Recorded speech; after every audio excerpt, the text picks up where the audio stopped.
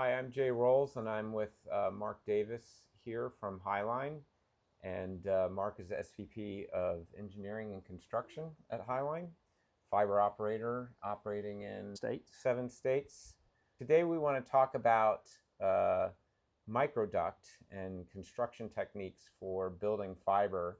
And microduct is something I've started hitting my radar.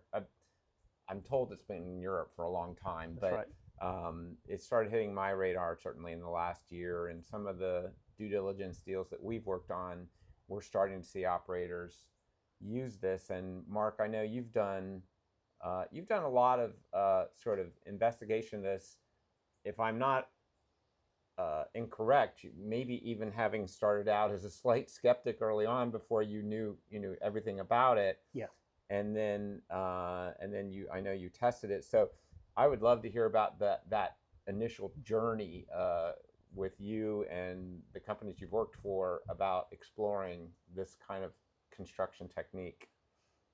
Sure. We've been using traditional construction methods, 1.25 inch duct, traditional fiber cables for 40 years. But what's changed here recently, and you're right, in Europe they have used a lot of microfiber. Microfiber being, a smaller version of a traditional cable. The only difference is that the buffer tubes are smaller. There's a thinner sheath on it to make it lightweight, but there's still 12 or 24 fibers in a buffer tube. There's still a central member to coil those buffer tubes around. So that's been around a while, but in Europe is been using this for quite some time because of their density. They're usually in very high density metro markets where it's a little more difficult of excavation and putting in the duct itself. So they've been using the traditional 16 millimeter, 18 millimeter on the large size, 16 more on the average, but even as low as 10 or 8 millimeter ducts. But you can blow this cable in 3,000 feet. You can blow it 3,000 to 6,000 feet on one blow if you do it right. And so it's very easy to blow in. It's lightweight. You don't have to have all the reel trailers and other accessories to move around very heavy traditional reels. So there's a lot of advantages on the microfiber side. What is kind of evolved with a few vendors is they've gone into what's called air-blown fiber, and that's where they go down to a 7 millimeter duct. It's a very thick wall, very robust. You can drive the truck over it. It doesn't collapse that duct. And the fiber is a very lightweight fiber. This happens to be a 2-fiber drop cable. You can see the size of it. But you can blow that also thousands of feet and to the home. But they have a 12-fiber and a 24-fiber variant of this that also goes into the 7 millimeter duct. There's usually a locate conductor in there. So that's the two different types of ducts. 7 millimeter, it has 3.5 millimeter inside diameter, and then you've got the more traditional 12 or sort of like the feeder part of the network, and right. then the distribution and the last. Yeah, and this is more drop, but I will say that a lot of the traditional air-blown fiber manufacturers, they promote doing a little more elaborate version of the 7 millimeter like you're holding right there in your hand.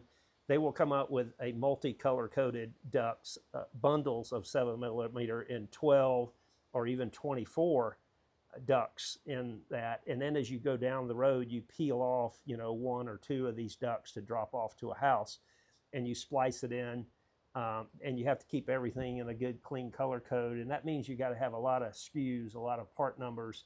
I need some, 2 duct solutions. I need 4. I need 7 is another common one they make, a 12 and a 24. And that gets a little complicated to keep up with in the field. And you got to turn your guys that are traditionally drilling or missiling or trenching into, now they've got to be color coded savvy. They, not like splicers who understand the code, but now they got to keep up with all that. That makes it a little more complicated and prone to error if you're going to deploy that. The other thing is, the fact that you want to do a mid-sheath of this oversheath that they put around these ducts and only break out 2 of Peel those them out, ducts. right. And so that can be a little bit difficult because now you got to dig down and access that duct. So we kind of, probably the biggest reason that we moved away from these large bundles of 7mm ducts is that the operations guys are very nervous about fiber cuts right outside of a 96 fiber or bigger fiber FDH, where all of these drop ducts come back to this FDH.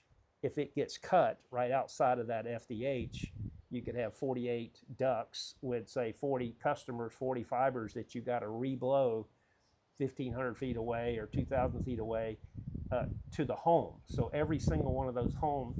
Because it would be easier to blow than try to splice something. That's right. You wouldn't be able to splice the duct, the fiber itself. Now you could absolutely splice and piece out, as we call it, the duct itself. But for the fiber, it's just easy and inexpensive. 5 to 7 cents a foot that you can just reblow the 2 fiber air-blown fiber drop. So we've gone after a little different architecture where we use microfiber up to a pedestal, and we will ring cut, say, a 144 fiber cable and drop off 2 buffer tubes of 12 fibers each for a total of 24 homes. And we set this pedestal and we feed all the homes in that immediate vicinity with the air-blown fiber duct with the itself. rest of that fiber being expressed that goes on down the line. Exactly. Right. So the remaining pedestals that are further down the line, we'll do the same thing on the next pedestal for the next 24 homes. And eventually we may taper the 144 down to a 48 because we only have 2 more pads left in the string. So sometimes it makes sense to just ring cut and let what I call dead ahead fiber just go dormant because you don't need it, but it would cost you more if you cut the whole bundle and had to pay somebody $20 per fiber to splice it. So that's a standard model that all engineers are looking at, is when they taper, how they do that. But we went to this 20 to 24 home pass pedestal approach, and we decided to simplify it even more, in that as we feed those 24 homes, we try to do 2 homes at a time to avoid, we do 2 homes at a time, and we run a 2 duct with an oversheath and a locate wire to a flower pot or a sprinkler box, or if you're in Europe, they call those Toby boxes. And we'll put this small sprinkler box or flower pot in, and we'll put a transceiver traditional locator balls that puts out a specific frequency for telecom, some for fiber, and it'll give you a better chance of locating the flower pot if the grass grows over it and you need to get back to it a few years from now. It's easier to find than just relying on the locate wire. But once you have 2 customers connected there, that's right, and you put just a little coupler on there, and you just continue the microduct on. Yep. It's essentially like just having microduct under the ground. That's right. It's like a solid. Good point. So we take the locator ball, throw it back in the truck, and reuse it because they're about $10 a piece, and then we go in with a single duct, because this is going to Y out and go to one home to the east side of that lot line, and we basically splice it together with a very inexpensive coupler. So once we do that twice, we do the drop to the neighbor. We pull out the Toby box because you don't need it anymore, or the flower pot, and there's just 2 couplers there, and we just make sure the locate wires are joined. So tell me about, again, back to sort of that journey part.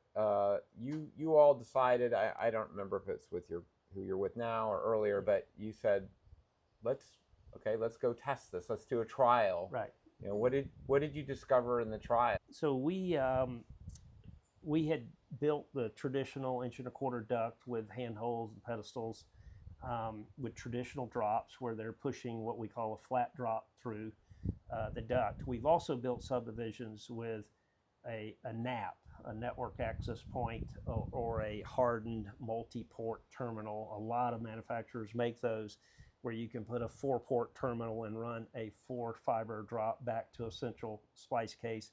And then you run hardened drops to the home, and they've got spent couplers. There's a a lot of challenges with that. One, you got to have a lot of different sizes port wise, Okay. and they have 2-port, 4-port, 8-port, up to 16-port. They work pretty good in an aerial environment. Underground, they get much more complicated because sometimes you only got 2 homes, sometimes you got 4. But then the real complication on the SKUs, the stocking, is you've got to have not only all those port sizes, but you need all the variants of tail sizes. So they come pre-manufactured from the factory.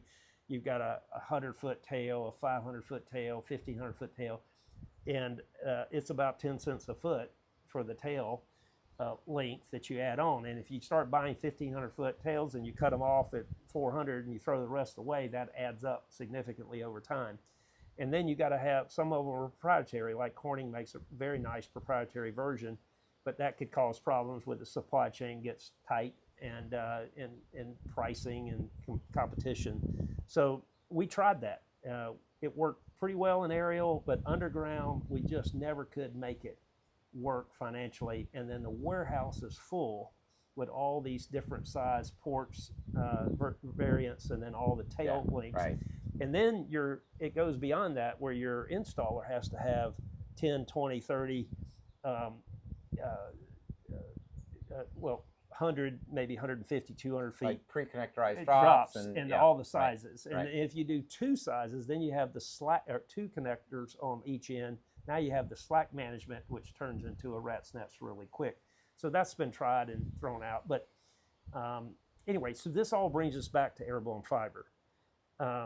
So if you go back to just doing a flat drop and you splice it into a traditional splice case, the CommScope makes one very common called the FOSC. But if you start doing those are $200 to as high as $350 to put those in. It gets very costly. And then you got the handhold to put in it. So if you look at the total cost, and I'm talking about labor, material, just on the network, the mainline installation side, we took a very current subdivision build in Metro Atlanta, and we completed that project. We had the exact as-built cost, footage, everything, all the inventory that we use. And then we went in and redesigned that exact same subdivision phase with airborne fiber using this 20 to 24 fiber pedestal approach. Right. And we ran the numbers, and we were seeing like $150. We felt like we could save $150 per home pass, which is significant because we try to keep things in that $1,200, no more than $1,500 per passing range. So to save $200, $150 moves the needle quite a bit. Definitely. And the way we got the most value out of it is, again, by going to smaller duct, 7 millimeter, going to smaller mainline fiber, which is microfiber and microduct, means you can have smaller bend radiuses, which translates into smaller handholds, smaller splice closures. All that translates into lower costs, both labor and material side. So, again, mainline is what you're using with microfiber, not air-blown fiber, and that's the bigger cable. It's just smaller buffer tubes. That's all. Right.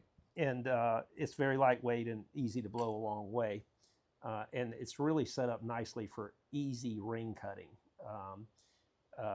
So that you don't have to pay a splicer to re-splice 144 fibers every time you touch it. So, and dropping off 2 buffer tubes. And this equates to things like layout yards too as well. I mean, this is just less space consuming. Not just a layout yard. You're right. The reels are a fraction of the size. It's 6 kilometer of drop fiber in a 2-foot by 2-foot by 6-inch high box. 6 kilometers.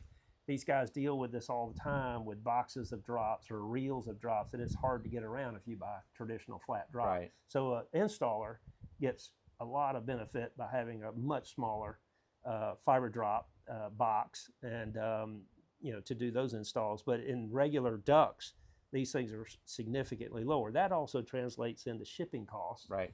Because you can triple the amount of duct that you can get on a trailer compared to traditional 1.25-inch duct.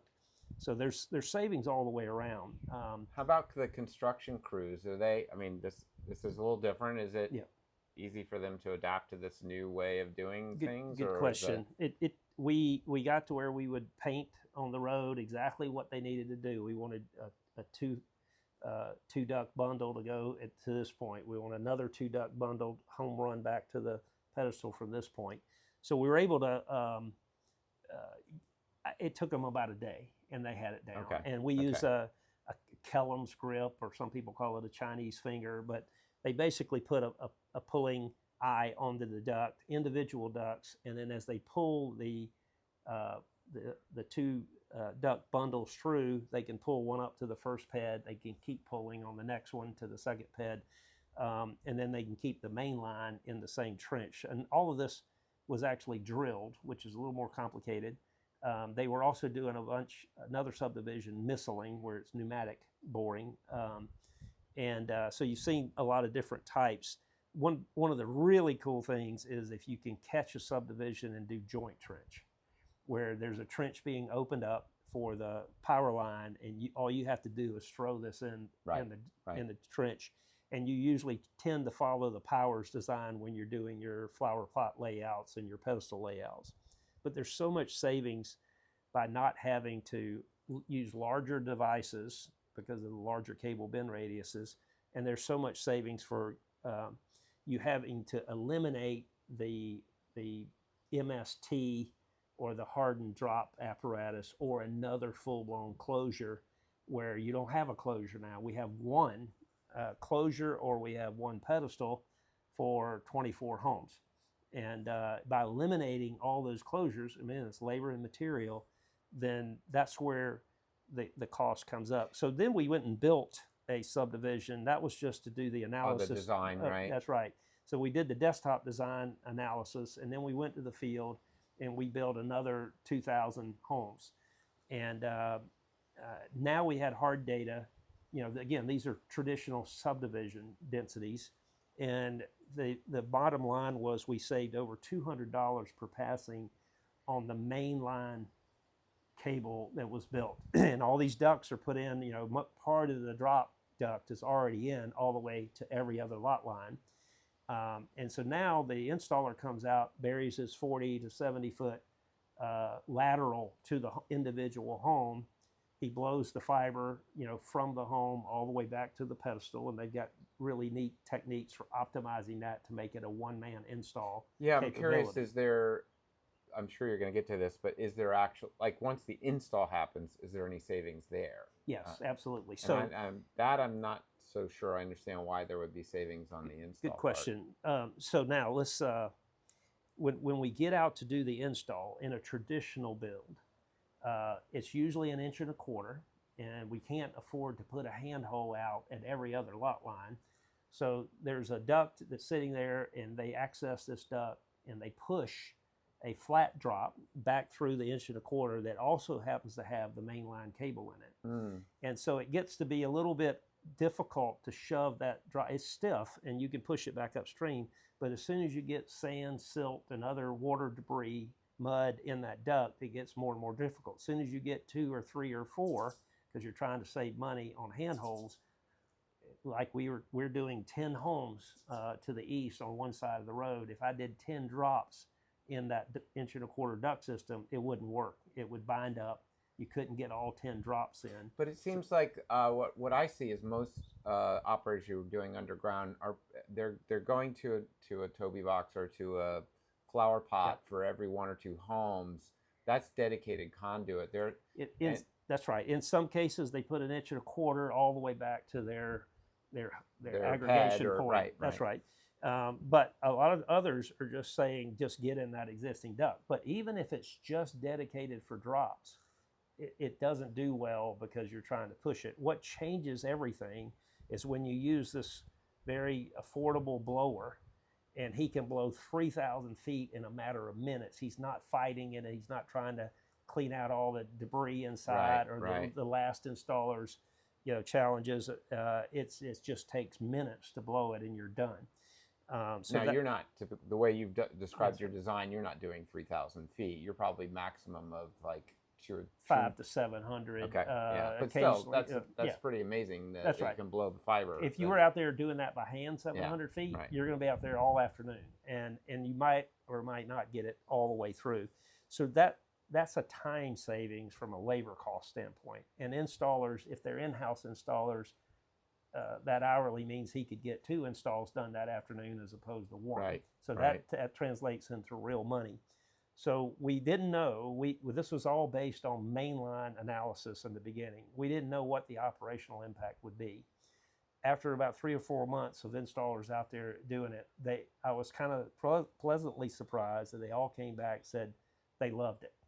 They thought it was fantastic. They could only bury that 70 foot. They could blow the drop. They had no problems getting the drop through.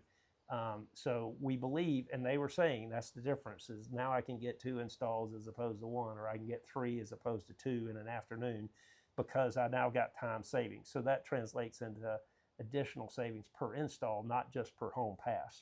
I imagine it becomes actually pretty hard to dimension the overall savings. I mean, there's intangibles that are kind of hard to put a dollar amount. Right. There's goodness happening there, but it's kind of hard. I mean, do you have an overall number that you think you sort of, when you talk about this, do you think it's $250 per home pass that you're saving or something like that? I think it's 200.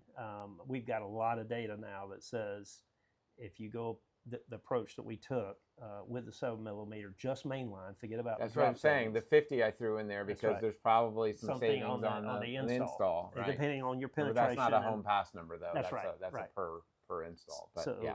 So maybe $25. So we've kind of, at my previous company and my current, both of us are ISPs. We're building all over the country.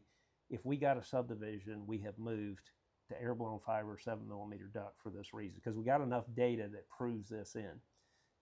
We did take a hard look. We really wanted to see if we could make it work in a aerial subdivision.